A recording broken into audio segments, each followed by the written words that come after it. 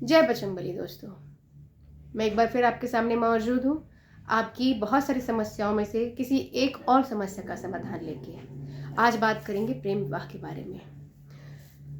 वैसे तो जोड़ियाँ भगवान ऊपर से बनाकर भेजते हैं, लेकिन प्रेम जात, हैसियत, अच्छा गलत, अच्छा बुरा, सही गलत नहीं देखता। प्रेम तो प्रेम है और हो जाता है। अब जब प्रेम हो जाता है तो हम जाते हैं कुंडली चेक करवाने के लिए। हमारी पंडित जी के पास कहते हैं कुंडली चेक करके बता दीजिए पंडित जी कि हमारे भाग्य में प्रेम विवाह है कि नहीं है। तो मैं आपको बताती हूँ, आज मैं वो आपकी दुविधा भी दूर करती हूँ और उसके उपाय भी बताती हूँ। तो हमारी कुंडली के 12 भाव में से 5वां भाव होता है भावनाओं का और 7वां भाव होता है जीवन साथी का। अगर मेल है तो 7वां भाव जीवन साथी फीमेल का होगा, और अगर फीमेल की कुंडली है तो वो 7वां जीवन साथी का भाव मेल के लिए होगा, मेल का होगा।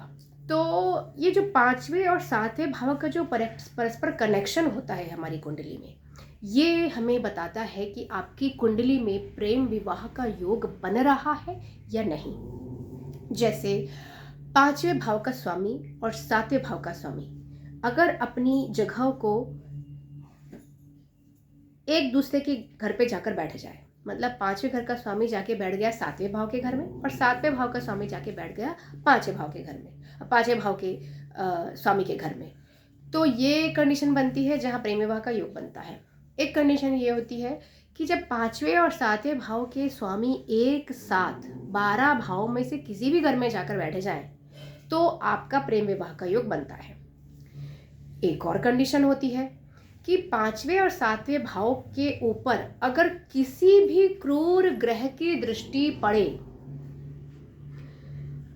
स्पेशली 7वें भाव पे, जैसे कि राहु, केतु और शनि, अगर इनमें से किसी भी ग्रह की दृष्टि 7वें भाव पे या 5वें भाव पे पड़ रही है तो ये कंडीशन बनाता है कि आपके प्रेम विवाह के योग प्रबल हैं।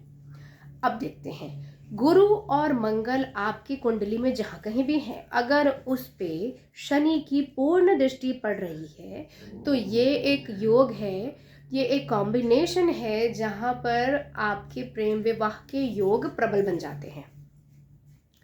ये कुछ ऐसी कंडीशंस हुई हैं जिनको देख करके हम बता सकते हैं कि आपके प्रेम विवाह के योग बनते हैं। अब वो अगर नहीं बन रहे हैं तो हम क्या करें? हम तो मनुष्य हैं, हम हार नहीं मानेंगे, हम प्रयास तो करते रहेंगे, और जब बात आती है प्रेम की तो हम हार तो बिल्कुल नहीं मानेंगे। तो चलिए मैं आपको 3 ऐसे उपाय बताती हूँ कि जो आपकी राह जो है प्रेम विवाह के लिए आसान करेंगे।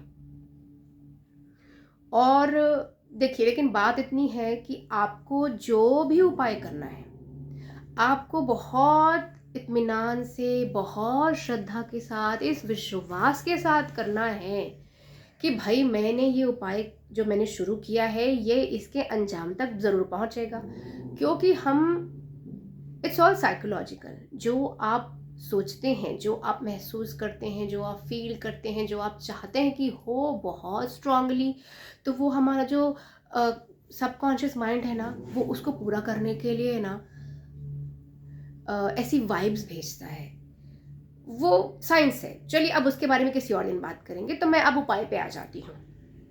तो पहला उपाय, शुक्रवार के दिन माता पार्वती और भोले बाबा का जो जोड़ा होता है, उस एक जो मंदिर जहाँ पर भी वो दोनों साथ में विराजमान हो, ऐसे मंदिर में जाके शुक्रवार 9 शुक्रवार आपको ये उपाय करने हैं। सफ़ेद रंग का फूल, सफ़ेद मिठाई, सफ़ेद कपड़ा और कुछ जो सफ़ेद चंदन दान कीजिए, कपूर, सफ़ेद इस तरह की जो हमारे, आप खीर का भोग लगाइए, सफ़ेद मिठाई चढ़ाइए। ये 9 शुक्रवार आप श्रद्धा के साथ भोले बाबा और माता पार्वती के जोड़े के साथ दर्शन कीजिए और अपनी मनोकामना बोलिए। 9 शुक्रवार ये करके देखिए, आपकी राहें ज़रूर आसान हो जाएंगी। दूसरा उपाय है प्रेम विवाह को या प्रेम विवाह के लिए अपनी राहें आसान बनाने का, कि ये फिर से भोले बाबा और माता पार्वती का ही उपाय है कि आपको ये उपाय 43 दिन करना है। 43 डेज, है ना, कि आपको गुरुवार के दिन पीले फूल 43 डेज के लिए आपको चढ़ाने हैं माता पार्वती और भोले बाबा के मंदिर में। ये स्पेशली महिलाओं के लिए बहुत ही चमत्कारिक उपाय है। अगर आप कोई प्रेम विवाह करना चाहती हैं तो ये जो उपाय अभी मैंने बताया है, पीले फूल आपको माता पार्वती और भोले बाबा को अर्पित करने हैं, ये ज़रूर कीजिए, 100% रिजल्ट मिलेगा। अब मैं तीसरा उपाय आपको बताती हूँ कि कृष्ण जी के मंदिर में जो स्वयं साक्षात प्रेम के एपिटोम है, मतलब वो स्वयं प्रेम है, मैं उन्हें क्या ही बोलूँ अब। तो कृष्ण जी के मंदिर में आप बुधवार को 8 बुधवार आपको ये करना है। कृष्ण जी के मंदिर में 8 बुधवार को आप मोर पंख अर्पित करें। मेक श्योर कि जो आप मोर पंख लेके जा रहे हैं वो ओरिजिनल हो, है ना। तो मोर पंख अर्पित करें कृष्ण जी के मंदिर में पूरी श्रद्धा के साथ। अगर आप और भी कुछ भेंट स्वरूप उन्हें देना चाहते हैं तो आप चढ़ा सकते हैं, आपकी श्रद्धा, लेकिन मोर पंख जरूर ले जाइएगा अपने साथ में और श्रद्धा के साथ चढ़ाइएगा। और ये तीनों उपाय करने के समय आप अपनी मनोकामना भगवान जी के सामने रखिए और उनसे ये प्रे कीजिए कि वो आपकी राहें आसान करें, आपका काम जरूर बनेगा। इसी आशा के साथ अभी मुझे विदा दीजिए। जय बजरंगबली।